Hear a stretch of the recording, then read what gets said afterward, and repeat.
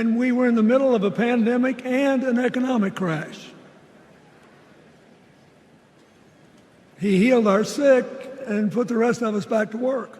On January 20th, 2021, with the inauguration of Joe Biden and Kamala Harris, we established one of the most successful presidencies of modern times. President Biden's patriotic vision of a fairer America, doing so with liberty and justice for all. Thank you, Joe. We are not so different from our neighbors. When a house is on fire, we don't ask about the homeowner's race or religion. We don't wonder who their partner is or how they voted. No. We just try to do the best we can to save them. And if the place happens to belong to a childless cat lady, well, we try to get that cat out too. Here's a sentence I never thought I'd hear myself saying. I'm Pete Buttigieg, and you might recognize me from Fox News. In Minnesota, we respect our neighbors and the personal choices they make. And even if we wouldn't make those same choices for ourselves, we've got a golden rule. Mind your own damn business. They spent a lot of time pretending they know nothing about this. But look, I coached high school football long enough to know, and trust me on this, when somebody takes the time to draw up a playbook, they're going to use it. And it's an agenda that does nothing for our neighbors in need. Is it weird? Absolutely. Absolutely. Nothing says helping neighbors in need quite like ratting on them for failing to follow tyrannical COVID protocols. Night 3 of the DNC brought us Bill Clinton, Nancy Pelosi, and Tim Walz. And according to Democrats and Democrats only, it was a vibe. I don't know about you, but if I hear the word vibe or electric one more time, I may be sick. Joining me now is Republican strategist Melik Abdul. Melik, have you been watching the DNC for 3 nights as I have been forced to? Of course I have, and I feel like I need one of those, what they used to call a barf bag. That montage that you just played there, it was sickening. And when I say that it's sickening, because Democrats are acting as if Joe Biden and Kamala Harris aren't currently the president and vice president of the United States. Barack Obama said that this reminded him of 2008 and the energy in 2008. Well, I can tell you, I voted for Barack Obama in 2008. I actually campaigned for Barack Obama in 2008. I voted for Barack Obama in 2012. Donald Trump was the very first Republican I ever voted for in 2016. I can say in 2024, as one of those who left the Democratic Party to support Donald Trump, that Kamala Harris is not Barack Obama. I don't know, the people that I know who were with me, even those who still remain Democrats, they do not see Kamala Harris as Barack Obama. The only connection between Kamala Harris and Barack Obama is their ethnicity.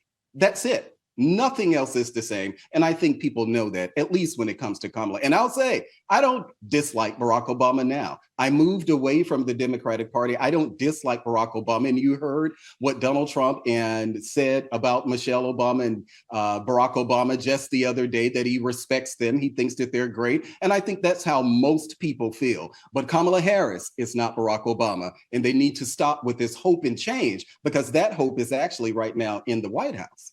Yeah, I love how it's the hope and change, but the person is in office. So what are we hopeful for? What change do you want? I mean, if you really want to change, then I guess you'd want Donald Trump. But you brought up a good point about the Obamas. Listen, they are great orators. They give wonderful speeches, but it's almost like you can't criticize the Obamas. It's like criticizing Taylor Swift or Beyonce. It's just never going to go well. That's why Donald Trump was wise to say nice things about them because it does him no good to attack them whatsoever. They're still obviously very, very popular. But what I'm sensing you're telling me is something that I also noticed. It's that this whole Democrat convention, the Democrats have been trying to convince us that they love Kamala. They haven't loved Kamala for the last 3.5 years. They certainly didn't love her in 2019 when she dropped out, one of the first to drop out. But now they're trying to convince us that they are really excited about Kamala. Do you think behind the scenes they're panicking, or do you think that they're just excited about the fact that they don't have to cover for Joe Biden anymore? They are on a sugar high. And let's be clear, I don't blame them. If you look at the polling, if you look at a lot of the momentum that seems to be out there right now, things are looking really good for Kamala Harris. But we were told just a month ago, and in fact, it was a little over a month ago, right after the debate, where Kamala Harris assured us that Joe Biden was in tip-top shape. She commented on his performance. She thought that he gave a strong performance. Then there was concern from Biden that Kamala Harris would not be able to beat Donald Trump in November. There were also concerns about people within the Democratic Party about Kamala Harris saying that she wasn't willing to take any type of strong or controversial positions and that she made it safe. So she was already polling as one of the most unpopular vice presidents in modern history, and now the tables have completely turned. I don't believe that Democrats are any more in love with Kamala Harris than they were with Joe Biden, because they just told us that Joe Biden was absolutely fine, despite the fact that the Wall Street Journal, many Republicans have been reporting on this for years. They told us Joe was the man to go to, and then they kicked him out of the race in a coup. Now they're supposedly in love with Kamala Harris, but just forgot about Gavin Newsom, who we also was talking about replacing him. I don't think they're in love. They're in love with the idea. Remember what Barack Obama said? This reminded him of 2008. They were in love with the idea of Kamala Harris, not anything about her policies. You're right. And they've spent this whole convention really taking a giant crap on Joe Biden. I mean, Michelle Obama walked out there the other night, and within about 15 to 20 seconds, she just took a giant crap on Joe Biden. But that's Joe Biden and Kamala Harris. So this hope making a comeback thing, as you've mentioned, she's in the White House currently. She's in the administration. It's bizarre to me. But I do think another interesting part of this whole DNC is that they keep using these taglines like freedom and patriotism, but especially freedom. I mean, last night we saw that montage about what freedom means to everybody. And, you know, it's nice. I'm glad that they're finally embracing the concept of freedom. But it was just 4 years ago, and in some places fewer than 4 years ago, when they wanted to lock healthy people in their homes and make them shut down their business. And then you got Tim Walz over there wanting to shoot paintballs at people that were on the porch of their own home. I mean, do you think the American people have forgotten what they did to us in 2020 now that they have a message of freedom? They're drunk. They're literally, I keep saying that they're drunk. They're drunk on this Kamala high. And I get why they're drunk. But yes, those things did happen. Tim Walz setting up a hotline for people to report those who violated his COVID policies. I live here in Washington, D.C., and I remember what happened in Washington, D.C., where our mayor and our city council, they decided to issue those restaurant vaccine debates. I never went to a restaurant during that time because I refused, even as someone who's vaccinated himself, I refuse to go into a restaurant because of these type of policies. This is what the Kamala Harris-Walz team was definitely be pushing. Media, though, will play a role here because they want us to forget all of those things that Democrats did. I'll say over and over again, Donald Trump did yeoman's work with Operation Warp Speed, and I understand many people on the right don't like that, but he did, and I'm glad that Donald Trump did, and it was the hypocrisy of people like Kamala Harris, who was telling people she's not going to take Donald Trump's vaccine, which she was one of the very first people in the administration to do it. This is the hypocrisy of the Democrats and their allies in mainstream media, of which they are many. So they don't want us to talk about any of those things because they're focused on hope and change, or as Michelle Obama said, hope is making a comeback, which I don't know what that means because, again, they're in the White House now. So I don't know what the comeback is. Do you think it's almost going to be, at least after a week of this, somewhat insulting to your independent voters, your swing voters, when they hear a convention that's so focused, hyper-focused on joy? I mean, I get it. I thought it was a good strategy for the first couple of weeks of the Kamala Harris run. I thought, focusing on joy makes people excited. It gets people energized, and they haven't been. I was okay, at least from a strategic standpoint. I thought maybe that was a bright idea. But after night watching this and this joy message, I think at some point maybe people are going to be a little insulted, because I don't get a lot of joy when I go to the grocery store and I see the price of everything. Do you think maybe this could backfire, at least after consecutive nights of the same message? Well, sure. And it actually can do that in a number of ways. Now, for me, listening to their criticisms of Republicans and Donald Trump, I don't get the joy. I understand as a Democrat, they probably feel a lot of joy within that arena, but I'm not sure if the American people, if they feel that, if that's emanating through their screens. Now, they've set up a challenge here for Kamala Harris, because Barack Obama is a very good speaker. Michelle Obama, a very good speaker. Even AOC, you could say AOC gave a very good speech, whether you agreed with her or not, but Bill Clinton gave a very good speech. Hillary Clinton, I thought she gave a pretty good speech. But Kamala Harris has never been an orator.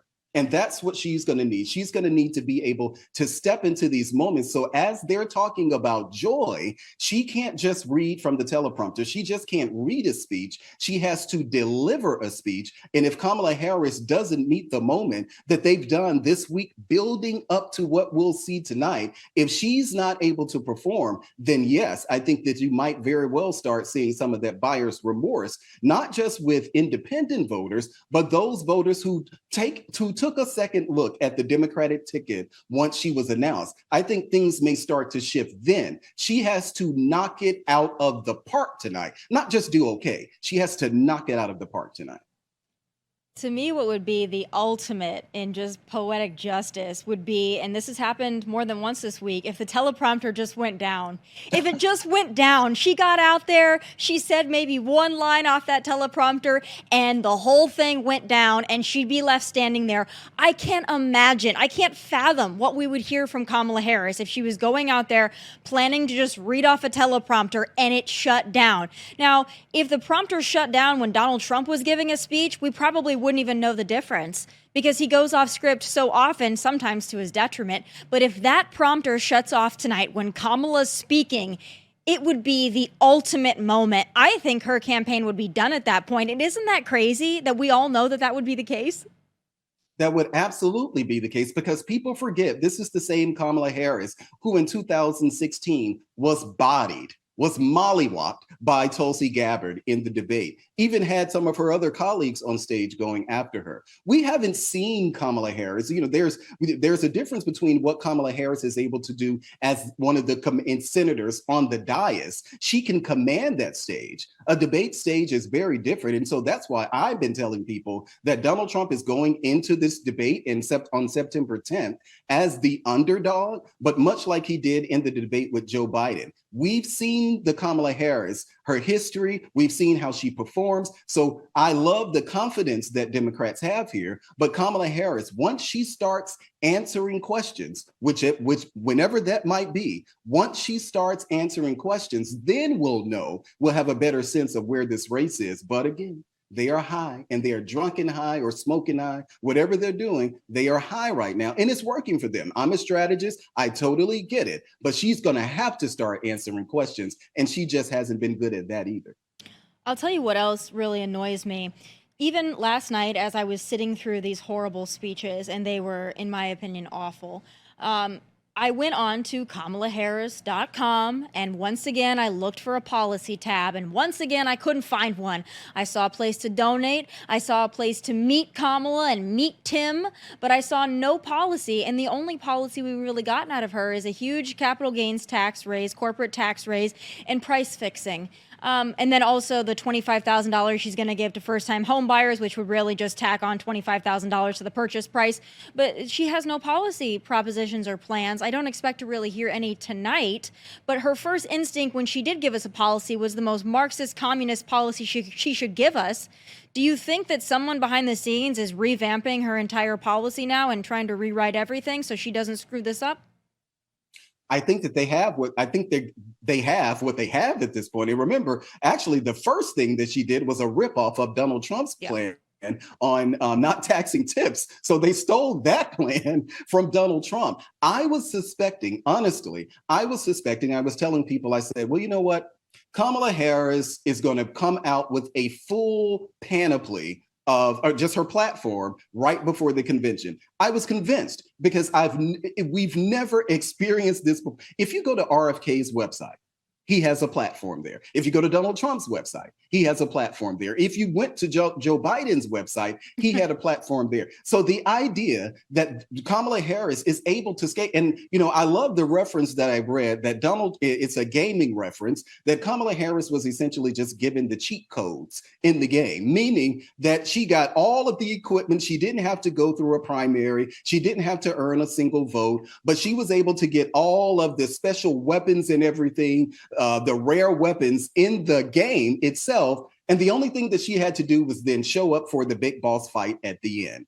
Kamala Harris, this fell in her lap. She was in the right place at the right time. And so we haven't seen a Kamala Harris on a campaign trail. What we've seen is more of a Kamala Harris, this coronation of Kamala Harris, but we don't know what's going to happen on the other side of this. That's why I'm not one of the ones who are just now saying, even I know some Republicans who are really concerned. Look at what the numbers are saying. Kamala Harris, she has a lot of momentum. Yeah, but this is still a campaign, which is why I'm hoping that the Trump campaign and the RNC, that they're focused on the get out to vote operation, because that will be important in determining who wins in November.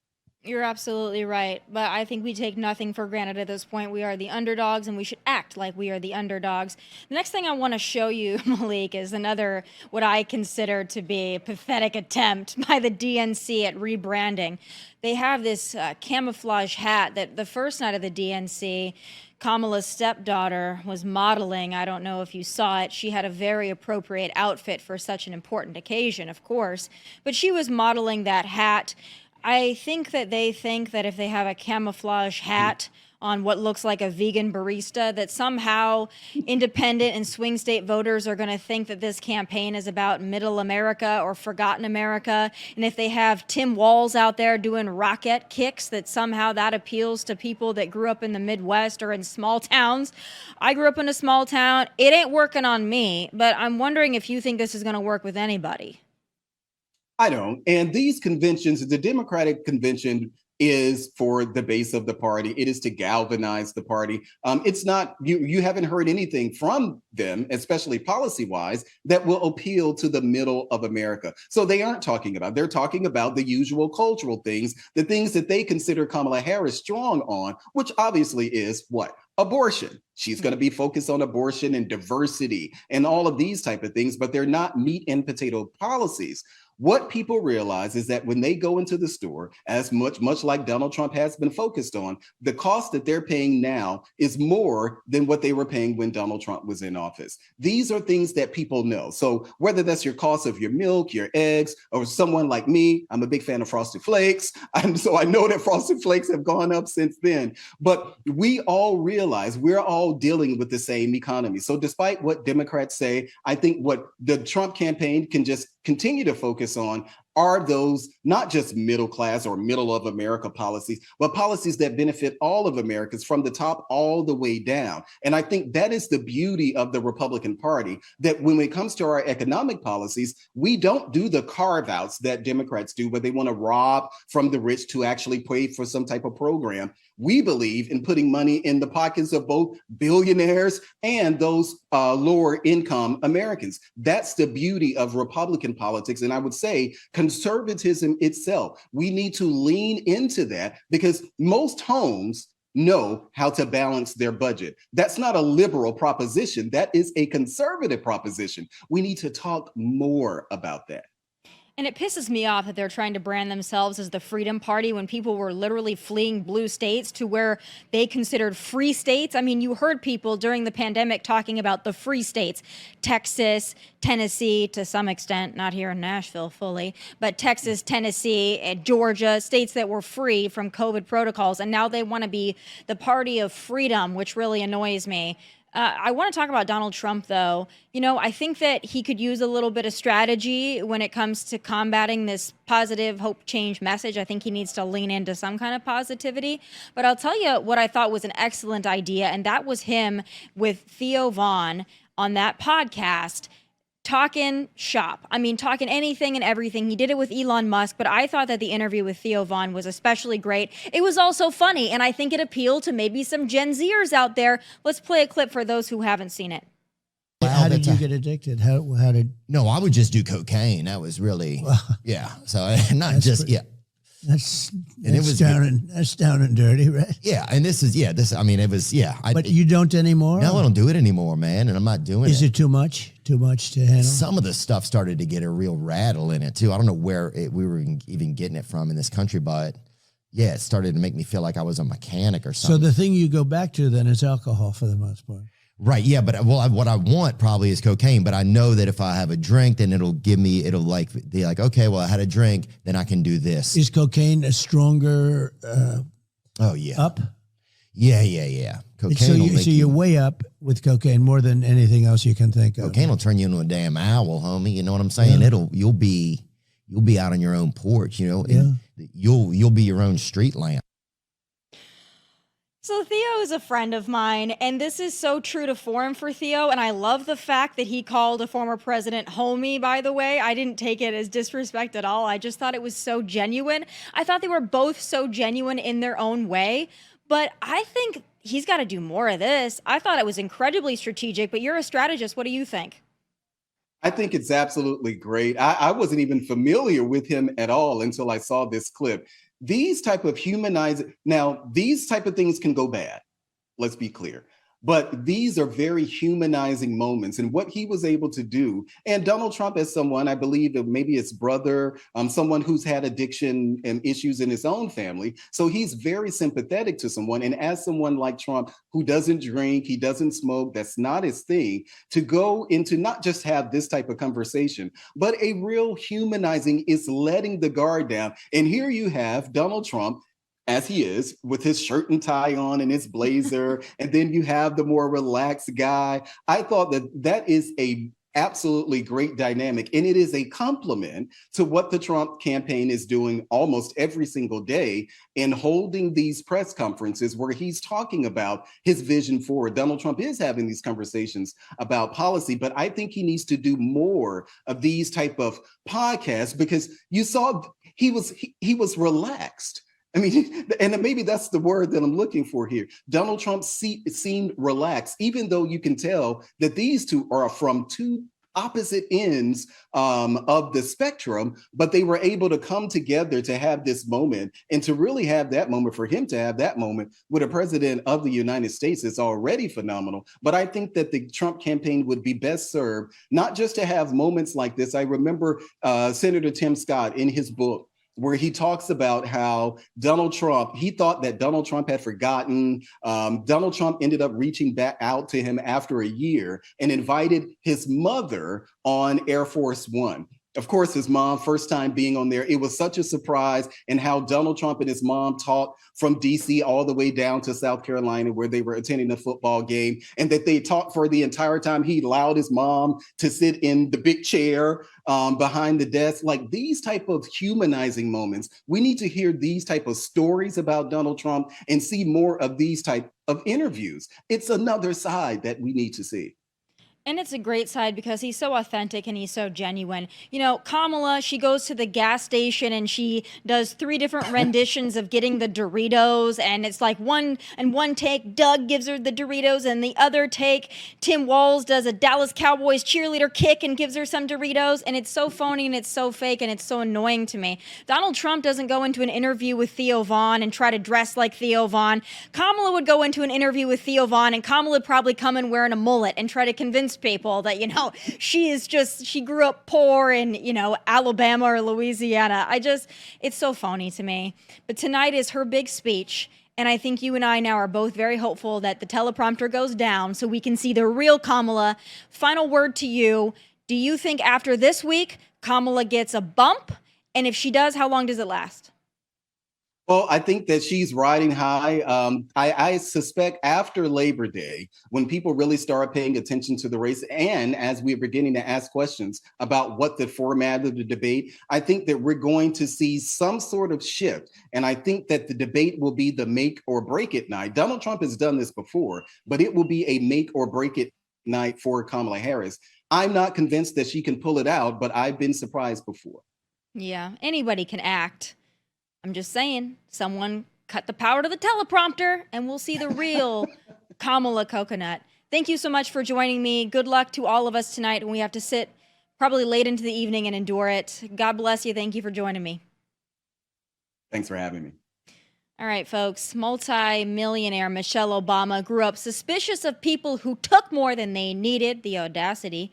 New York City will launch an STD outreach program for migrants, and a woman tried to game the Applebee's all-you-can-eat special and ended up arrested for it.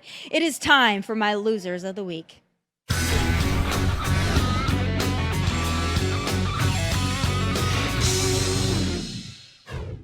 I am not exaggerating when I say this has been a hellishly long week thanks to the DNC and the late night DNC speeches some of us have been forced to endure. I feel dumber having listened to 3 nights of this, and we still have 1 night to go.